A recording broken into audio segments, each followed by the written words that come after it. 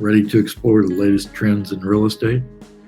What are innovators in building planning for the future? The Ralph Bivens Project digs deep into the minds of key players in the industry and discussions with today's thought leaders. I'm Ralph Bivens. As a journalist who's covered the real estate development industry for decades, I invite you to join me as we probe for new ideas and projects that will be making headlines soon. We love to ask hard questions to interesting people. When you've done over 100,000 interviews, you seem to get enlightening answers. Don't forget to download and review this podcast on Apple, Spotify, and wherever you get your audio inspiration. You can also watch and subscribe on YouTube or visit realtynewsreport.com. Welcome. This is Ralph Bivens, the Ralph Bivens Project, and we're here today to talk to David Aronson. He's discovered an amazing niche, and it's a bright idea, and it sounds like something that's needed. David is founder and CEO of Refuel Electric Vehicle Solution, or REVS. He's working nationally to, roll this out, and it's specifically targeted to apartment projects and apartment dwellers that want a place to charge their electric vehicles. Of course, David has a long history in the Houston market, but has worked everywhere. He is working everywhere now in the U.S. He was with, Holiday Fanolio Fowler. Everybody knows Hal Holiday and John Fanolio, legends in capital markets. And so welcome, David. Thanks for having me, Ralph. Real privilege to be here, and look forward to sharing some thoughts on the how the EV revolution is going to impact the multifamily industry. That's right. It's kind of, you think, oh, you have an electric vehicle, you have a Tesla, you have an EV. It's pretty easy for a homeowner, I think. If you have a charger in your garage, you drive home from work, plug it in, ready to go to work the next morning, boom, it's there. But there are a lot of people that live in multifamily. And what did they do for their EVs? Well, I mean, that's right. There's probably 40 million people living in multifamily properties, and there's probably, 7 million cars parked at electric, at apartment properties every night. And unfortunately, when all the properties were built, they never really contemplated having to provide electrical capacity to charge cars. But, in that has created an opportunity for multifamily owners to provide an amenity which will turn into necessary infrastructure, as time goes on and more of their residents start driving electric vehicles. The demand is growing. The demand for electric vehicles is not shrinking. Well, and it's interesting because we've had in the last few days, we've heard that 10% of the new sales are now electric. We're also here that sales of electric vehicles, are going slower than people had thought and had hoped for, and so the manufacturers are suffering through some lower stock prices these days. And look, I mean, everyone asked me, well, is that the end? Well, no, all of the manufacturers of vehicles have now decided that by a certain date, all they're going to be doing is supplying electric vehicles. So to me, it's really kind of short-term news that people like to report. But the long-term trend is still there. These car manufacturers can't just all of a sudden say, oh, nope, oops, we made a mistake, we're going to go change again. That took years. It seems like what I've heard is, that Tesla is doing still strong. Some of the, the entries into that market, EV market by, like GM and other players and small firms are not doing as well, but Tesla's still pretty broad and with pretty heavy hitters.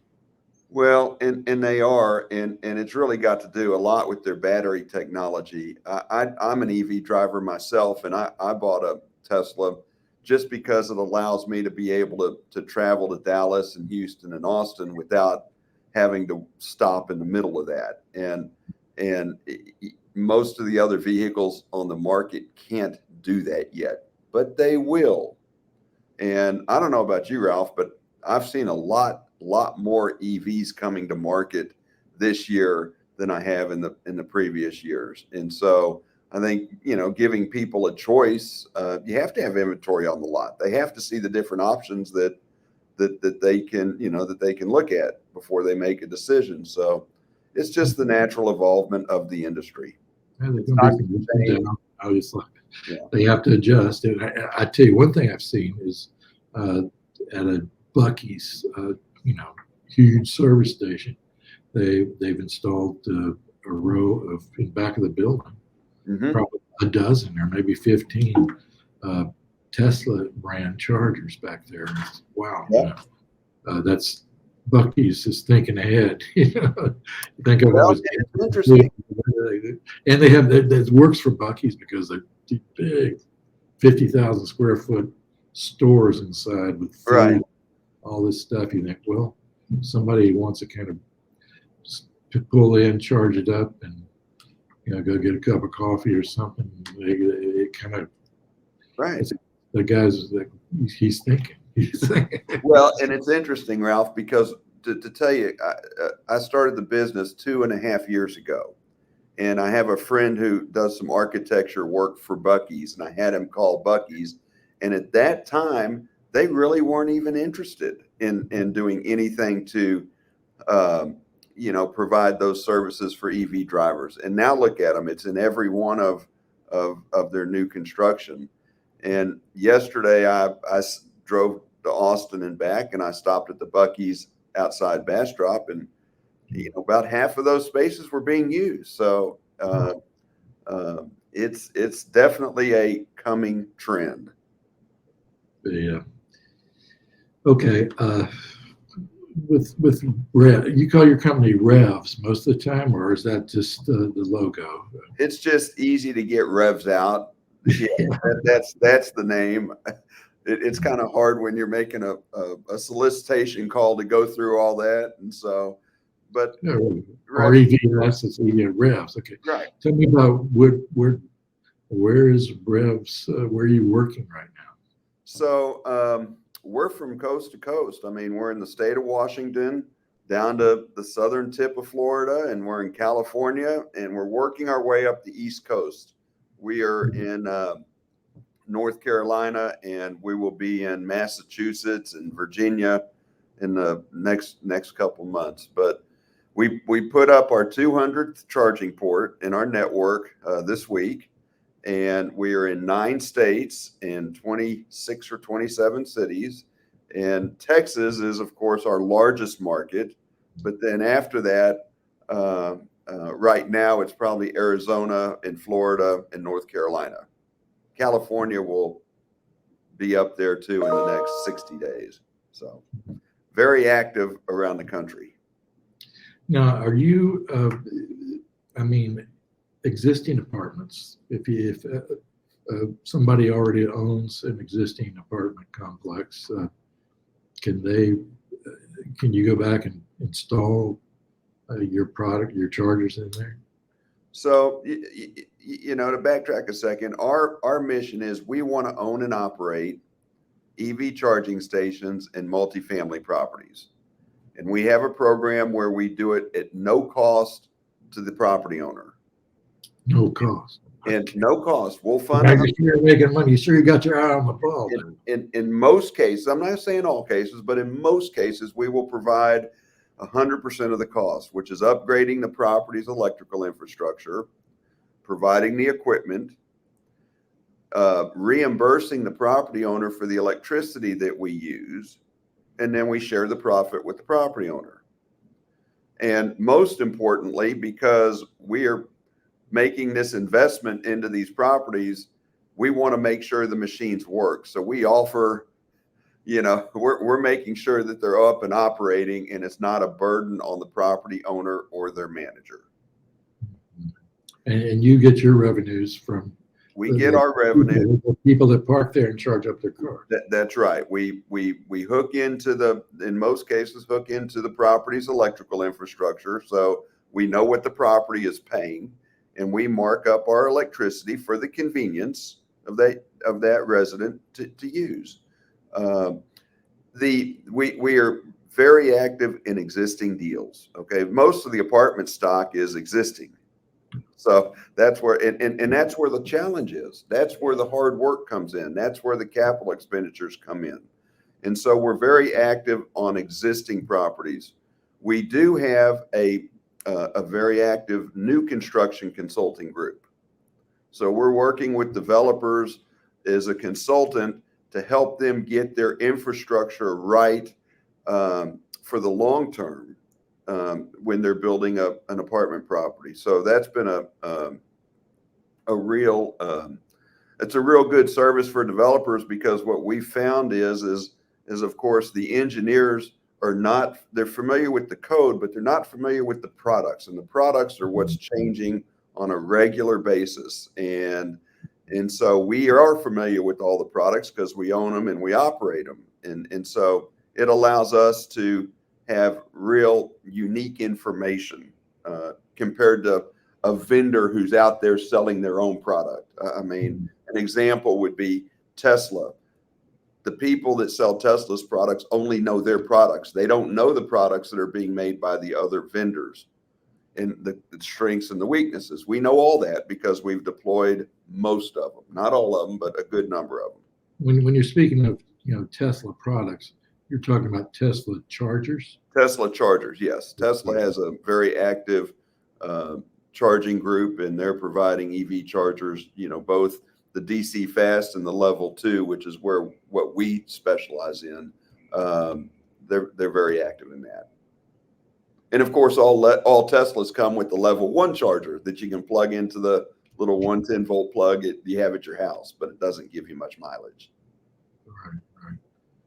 That's okay. So, and I guess, is it universal now? Is there the plug that goes into a Tesla charger? Can all EV vehicles use that, or is it kind of like computers used to be, or whatever? There's been a lot of this in the news lately, because Tesla has a charging handle, and that works very good, and it works with the Teslas. But they have now gotten all the major manufacturers, I say about half of the major car manufacturers, to adopt their charging standard. The others use what's called a J1772 plug. So it's kind of like Apple and Samsung in the cell phone derby. Yeah. They have two different plugs. For us, it doesn't really matter, because no matter what plugs there, we will be able to, the driver will have an adapter that will fit on the end of that plug that will work for their car. So it's really not terribly relevant to us at this point. And I don't think it will be going forward. Well, the scale here, say typical apartment, 300 unit apartment, how many chargers does a 300 unit apartment need to have? What's adequate for them? So every property is different. Some properties, most existing properties, we start out with 2 to 4 charging ports. And that should be able to serve anywhere from 20 to 40 residents who drive electric vehicles. That should serve their charging needs every month. So that's all most people need. But what's going to happen over the course of the next decade is it's not going to just be 20 or 30 residents that are driving EVs in that 300 unit apartment project. It's going to be 100. And the question is, how are you going to get them served? Now, it's not a big problem for a lot of owners because they don't own properties long term. They're like, well, we'll kick the can down the block. But the reality of the property is it's going to need an electrical upgrade if possible to provide more charging stations. And I say if possible because getting additional electricity from the utility company can be quite expensive in some markets and quite inexpensive in others. Every property is different, every utility is different, every state is different, every city is different. So even though it sounds easy to put up these little charging stations, and it is, there's a lot that goes into it. You gotta get cooperation from the utility. Yeah, Well, and of course, we try to use grants everywhere we can get them to lower our cost. And if you do that, you need to get building permits, and that is burdensome. So there's a whole process, and that's why I think it's important that apartment owners go to somebody who really knows this business, not just a vendor. These vendors have one goal in mind, and I do business with a lot of these vendors. I'm customers of theirs, but their goal is to sell charging stations so that they can collect network fees. And what separates us from them is we are looking to make money. We recognize the need for the network fee, but we don't let that drive how we serve a client. We want to get those residents of that apartment property served correctly and not burden the owner with a bunch of expenses. What do you have any information regarding car buying trends and activities? This kind of a demographic thing about are people that live in apartment complexes, they don't even bother going to a Tesla dealership or something. They don't even think about going the EV route because they know I don't have a place to charge it. Well, we're hearing more and more that. I don't have any firm statistics, but I will offer this. Starting next year, you're going to be able to get an immediate credit for this tax credit when you buy an electric vehicle, which will help spur more and more people to buy electric vehicles because they'll be able to get the immediate effect of that credit and not wait till the end of the year when they do their income taxes. So that's very significant.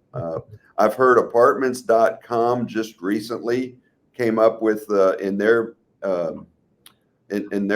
software, they now have specific EV charging stations that you sort on. So if you're driving EV and you go to apartment.com to look for an apartment to rent, you now can sort it by electric vehicles. I do hear of people who live in multifamily properties, whether it's apartments or condominiums, who say, I would buy an electric vehicle if I had a convenient way to charge it. That makes sense. Yeah. What's going on with other kinds of property types, office buildings, things like that, where people are they having a place for their employees to charge, or what's going on in those other sectors? Yeah, more and more employers are requesting that their property owners put in EV charging stations for their employees that drive to work. So we're seeing that in the office building sector.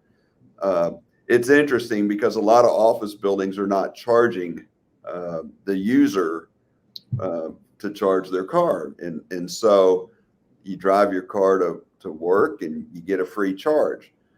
That's just temporary, in my opinion, because when you have a multi-tenant building and they go start looking at the operating expenses and they see that some people who don't even work for them, they're getting to pay for their electricity to fill their car up. Some tenants are going to say, hey, why is that part of the CAM reimbursement? I don't think I should pay for the tenant next door.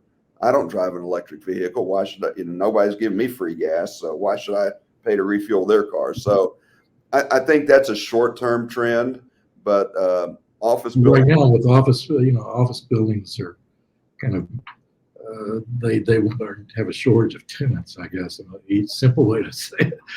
Right. Big vacancies higher than it used to be, and there's some distress in a lot of office buildings, not all of them, but you'd think they try to build on amenities and extras that are going to make their employees happy and say, Right. oh, you don't want to work at home. You Right. if you drive to work, well, you can plug in your car for free or something. Exactly. We'll pay for your fuel if you just come to work. But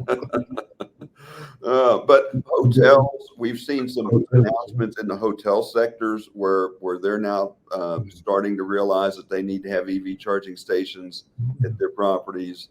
Yeah, I saw a press release from Hilton just a few weeks ago that they massive amount. They such huge scale. Right. 20,000 hotels were going to get it or something like that. Right. And I think Marriott did too. Okay, yeah, you got to. If Hilton does it, Marriott's got to, and vice versa. Right, right. The real question, and of course, then you get to retail, okay? And to me,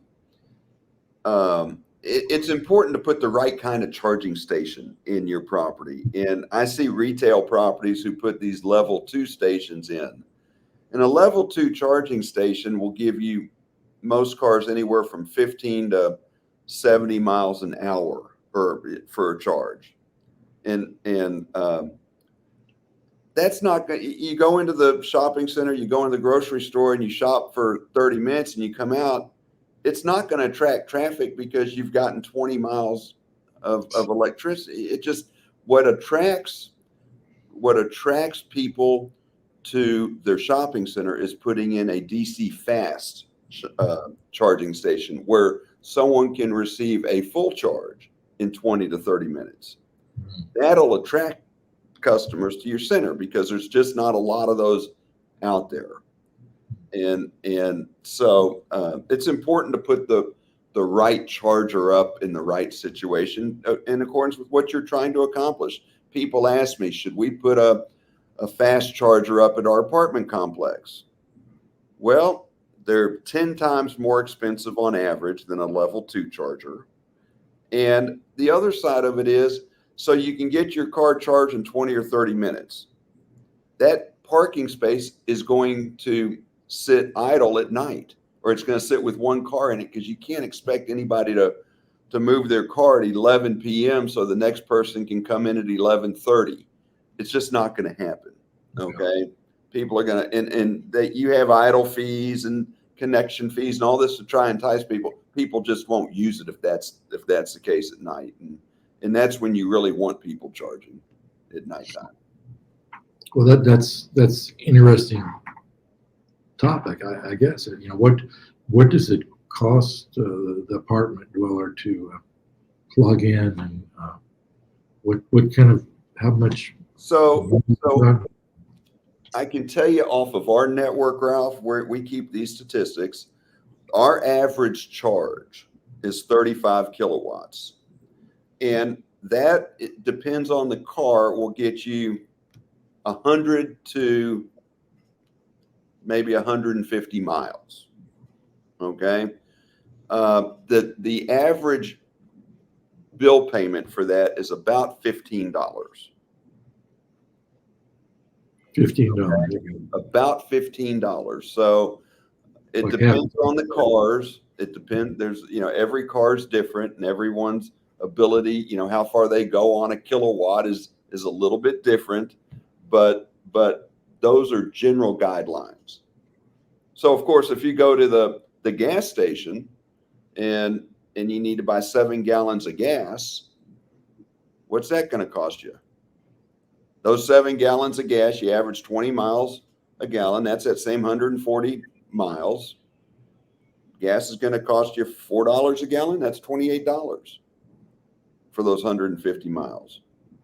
So the numbers don't lie. It is much more cost effective to drive an electric vehicle than it is a gas vehicle. And granted, the gas vehicles are a little more expensive now, but I'll just look at it as a return on my investment. I spent $10,000 more for my car, but I'm saving, $1,500 a year on my gas.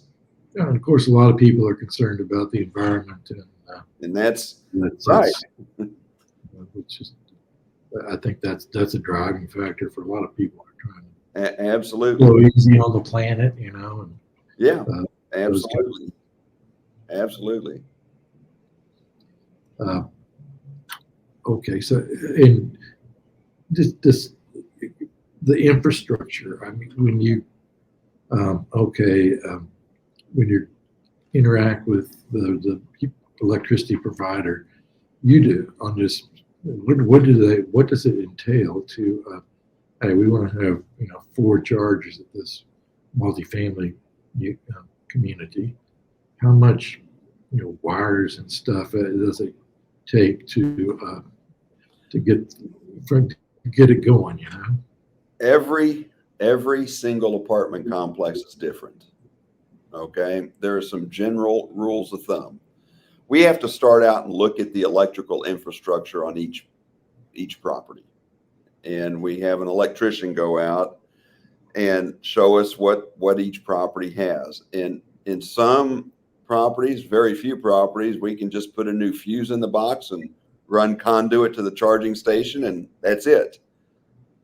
That doesn't happen very often. Usually the boxes are full, or we may need to find electricity from a transformer that's got some space. And every once in a while we need to call the utility company to drop in a new service. That's a lot different than the first scenario. So every property is different. We try to put the charging station within 150 feet of the electrical panel.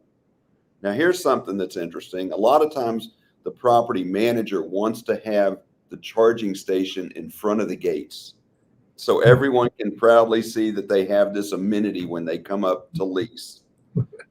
But the problems with that is it's out there for the general public, and you really don't want anybody else using it at night or loitering around your property at night to use the EV charger, because their property across the street doesn't have one. Okay. And then a lot of times it's pretty expensive. You have to run the conduit too far to get it outside the gates. So we really want it inside the gates, within 150 feet of the electrical panel, and hopefully we don't have to tunnel under sidewalks or concrete. That runs the cost up. Fantastic.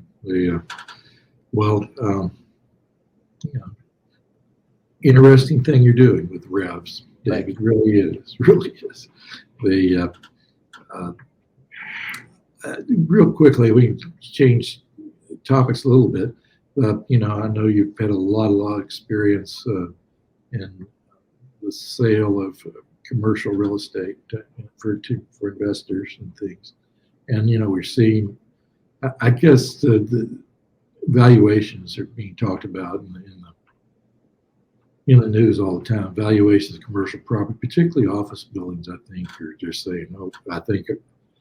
I guess I read something in the Wall Street Journal yesterday about like 30% drop, or just of course it varies by different properties, but real significant fall in valuations of office properties because of vacancy and other things.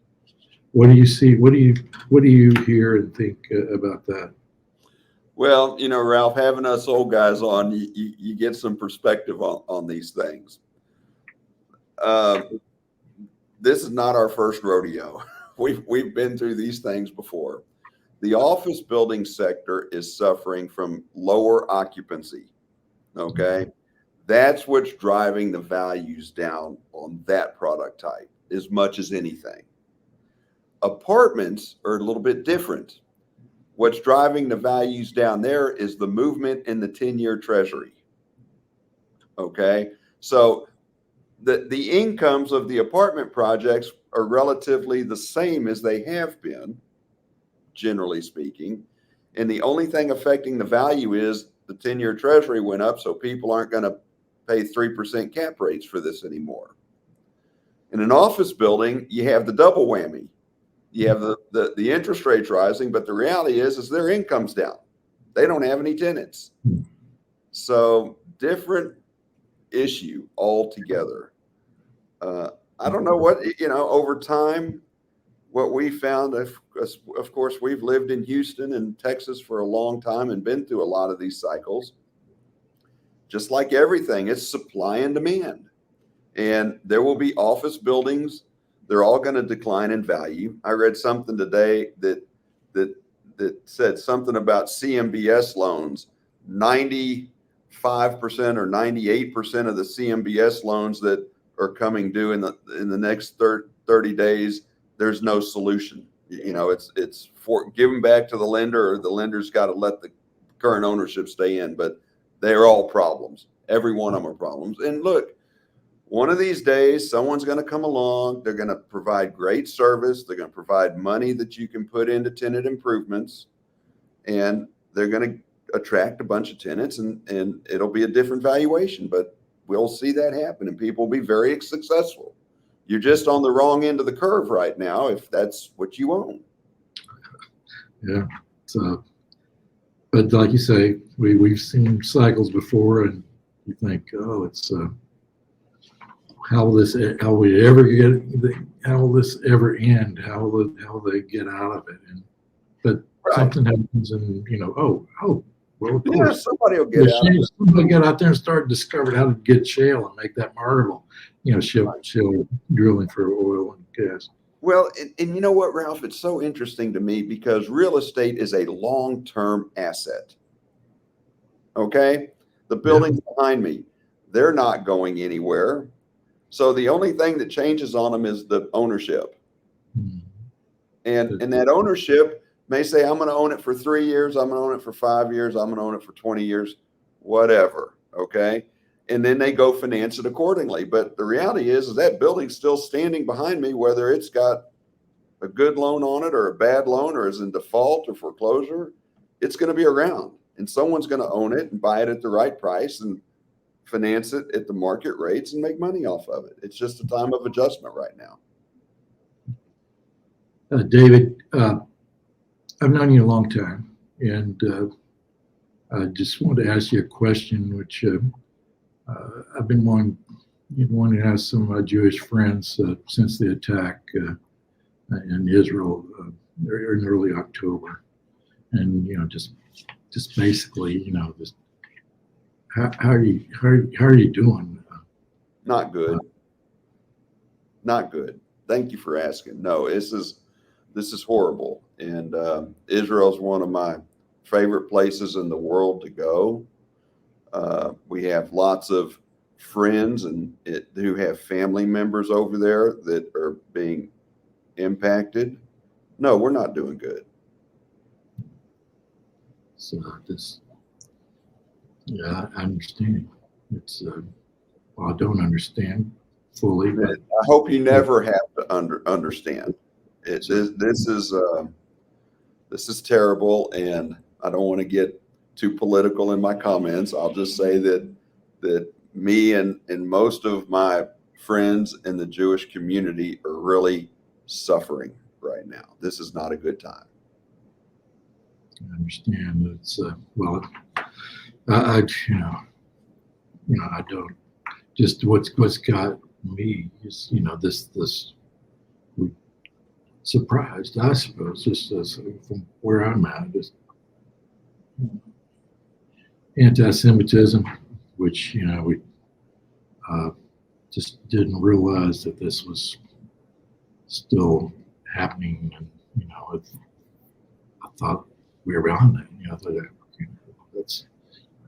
We're over that, and I'm going. So it's kind of I don't like seeing it, and it bothers me to see it. Yeah, it's probably not a whole lot different than my grandparents went through with World War II. Nothing compares to World War II, okay? But in my lifetime, I've had two events that have shaken my confidence in humanity. And one of those was 9/11. And one of those was what happened on October 7th. Yeah. Unfortunately, there are no easy answers at all. I wish there was easy answers to this, but the answers are painful for society. And I just pray that we somehow figure out a way to have peace. Hey, amen to the peace. That's I'm with you on that, my friend. Yeah. All right, David. David Aronson, Revs, Refuel Electric Vehicle Solutions. Thank you very much for your time, and we hope we'll talk again soon. Thank you, Ralph. It's a real pleasure and honor to be on your show. Thank you so much. Thank you.